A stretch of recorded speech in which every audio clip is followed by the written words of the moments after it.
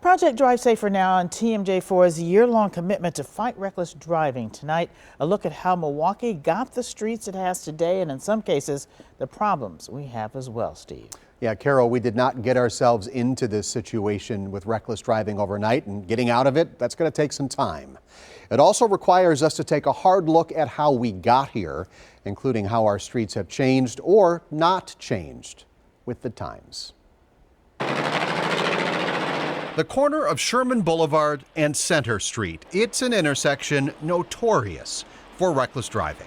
But can you imagine a time when things here were different? Where's the snow? No, we don't need snow. Mabel Lamb is executive director of the Sherman Park Community Association, and she lives right on the historic boulevard. We asked her to step into the Wayback Machine with us to see what Sherman was like back in the day. This is only like 2 lanes. Based on the cars in this old photo, that looks like the 1930s. These boulevards were wider, and look at this big flower bed that's here. I mean, absolutely beautiful. Look at the width of that median versus the width of the pavement there. I found that photo while spending the day at the Milwaukee County Historical Society. Fond du Lac was there in the horse and buggy days. Look at that. Sifting through photos of how some major Milwaukee streets have changed over the last century. Trying to better understand how decisions made by city engineers and highway planners, They lifted up an entire apartment block and moved it. helped create the streets and the problems we have today. How did little decisions over decades get us where we are today in terms of our streets? To help me, I met up with Robert Schneider, a professor of urban planning from UW-Milwaukee.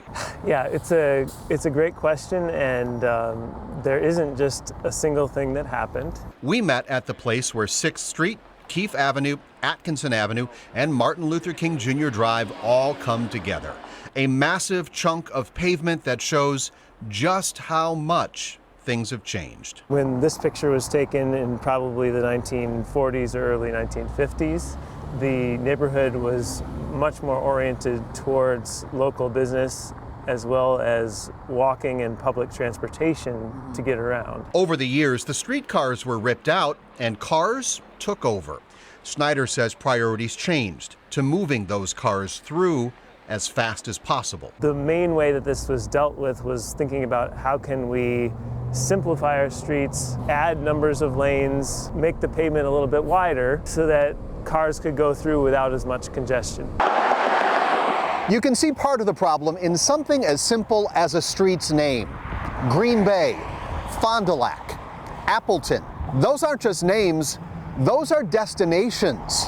A reminder that these streets in the middle of neighborhoods were once built as highways to somewhere. Just look at this intersection.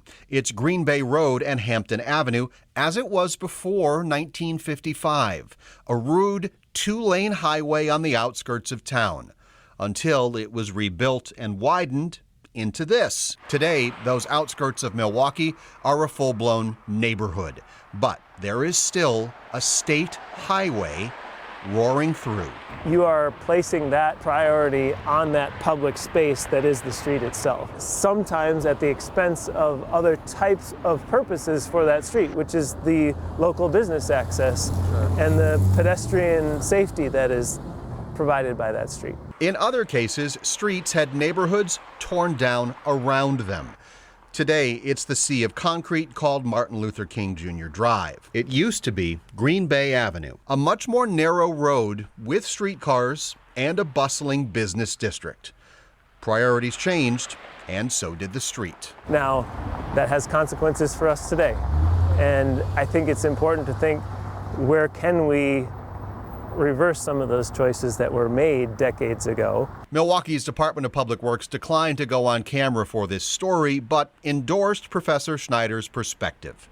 As for undoing all the changes made over the decades, a spokesperson said that all comes down to money, saying in part, "We've been more aggressive in reconfiguring these roadways to safely support more modes of transportation, but fully reconstructing a street is costly, and we have to manage our funding as best we can." Please slow down.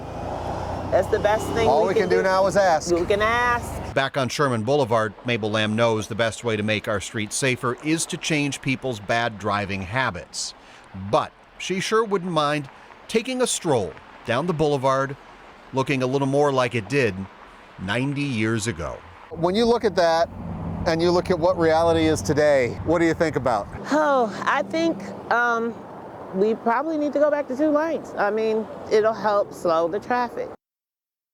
And again, Carol, the biggest obstacle here is money. Public Works only has so much money to work with, and their first priority is fixing what we have. Yeah, and funding is always a problem. Funding is always a problem, but making things pedestrian safety, it's a priority. It's just not a priority that has money behind it right now. Yeah, it's a complex issue, but it would be nice to be able to walk all of our streets easily. They were and pretty. ride our bikes, yeah. They were pretty. Well, we can get back there. Let's try.